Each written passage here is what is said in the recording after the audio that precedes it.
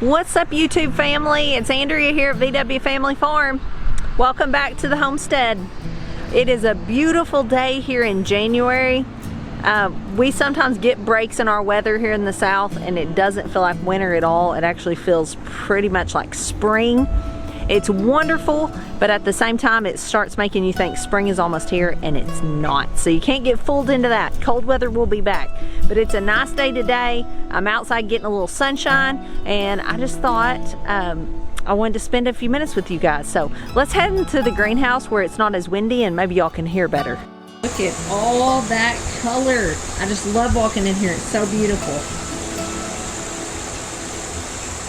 So I wanted to talk to y'all today for just a few minutes about something that's been on my mind lately, and especially in light of all that we've been dealing with our cow being down, having to ask for help from people more knowledgeable than us in cattle, and neighbors, and our vet, and just we've gotten multiple people involved working on trying to save this cow. Still don't know how that's going to turn out.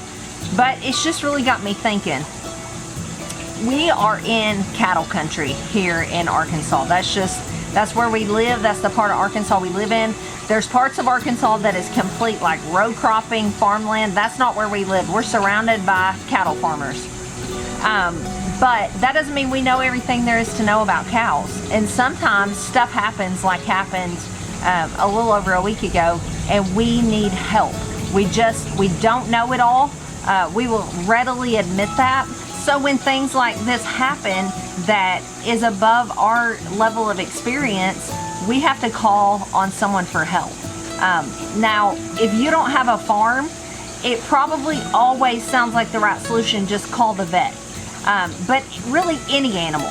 But just to be flat out honest and transparent with you, that's just not the way it works. That sounds good in theory, but in the real world, you can't call the vet for everything to do with your animals, or you would go broke, for one. And sometimes it's just not practical. Like in our situation with this cow, they're gonna, even if they come out, you're going to more than likely pay to have them come out and administer meds, and then they're gonna tell you to watch her and wait and see. They're not generally, that I know of, gonna come and get a cow up off the ground. So if anything like that's going to be done, that's going to be left to you anyway. So I know a lot of you have been wondering why we just didn't get the vet out here to help her, but really at this point there's not anything the vet could do. And then another thing with the cow situation that's been going on is we've had several comments about you should have medicated her sooner. But I think what people don't understand is in the world of YouTube and you seeing videos, it might seem like a while to you, but we administered medicines to her right away. So really she's had every chance, and now it's just a waiting game. We're just trying our best to get her up, but at the end of the day she has to help us. She has to want to as well, and she has to do part of the work. So that's where we're at with that. I know a lot of you are wondering, so I just wanted to put that in here. As far as also the cow that we just had that retained her placenta, a lot of people said, where's the calf? And I probably should have explained that more on that video. I tried to, but I forget that y'all aren't here with us and just experiencing it all with us. But she never even got an udder. That cow did not. So we're pretty sure she miscarried, and she was pretty early on, because she never got any milk. We never saw any signs of the calf. So we do not believe that she delivered a full-term calf. We just don't. There's certain signs we look for, and we just don't. All the signs point to that she miscarried. So that's a little update of what's been going on with the cows. But that's not what this whole video is about. I was thinking about, through this ordeal, how many people we've had to call, and how those people helped us out, answered the phone. Some of them came over, dropped everything just to help us. So sometimes our immediate family, those are the people that love us, and even when we're hard to love, and they will drop everything and do what they can to help us, most likely, in most situations. I know not everyone has that kind of home life, but generally speaking. But we don't have any immediate family members to call when we have cow problems. We have people that can come lend a hand, like do the physical labor or whatever, but we don't have anyone to call literally for like cattle advice on, have you experienced, what would you do, all that. So we usually call friends and neighbors. And that's really what got me to thinking about what kind of neighbor am I? Because those people we've called them before.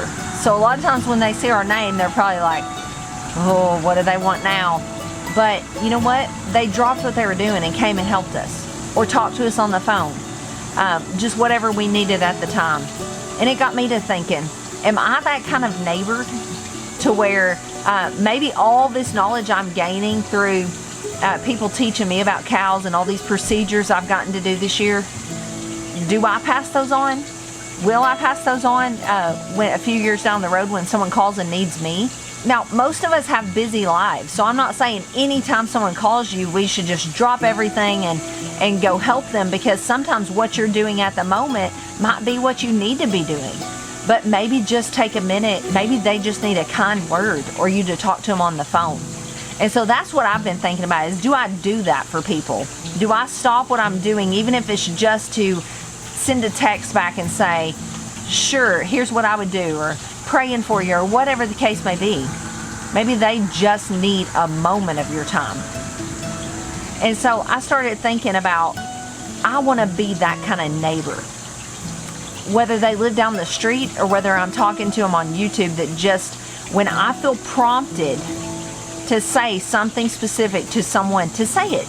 Don't second guess it and think about, oh, I shouldn't say that. That's silly. No, because I believe the Lord puts people in our path for a reason. And if you look to the world on how to treat people, a lot of times it's pretty selfish and self-centered.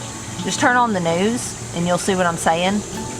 But I think there's a better way. In fact, I know there is. And when you're in a situation like we have been, where you're the one needing the help, it humbles you. It humbles you. And it makes you think, man, when someone else is in their time of need, I need to do what I can to help them. And so that's what I want to do. I want to leave a legacy of being a good neighbor.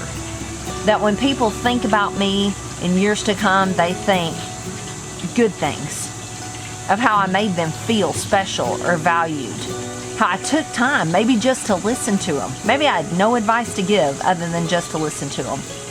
I'm losing light fast here, but I hope you get what I'm saying. That just take time for those who are placed in your path. Maybe it's a family member, maybe it's a coworker, maybe it's someone that's a little hard to love. Give them just a moment. Maybe it's just a kind word. Maybe you don't have to drop everything and go start a cow IV like we had to ask for. But maybe it's just a smile when that person's having a bad day. So I encourage you, be a good neighbor. That's what I'm going to work on. I'm preaching to the choir here because I need to work on it myself. I just thank y'all for spending a few minutes with me in the greenhouse, and I'll see y'all later. We love and appreciate y'all so much. Y'all are good neighbors to us, and we really do appreciate it. I'll see you guys tomorrow. God bless.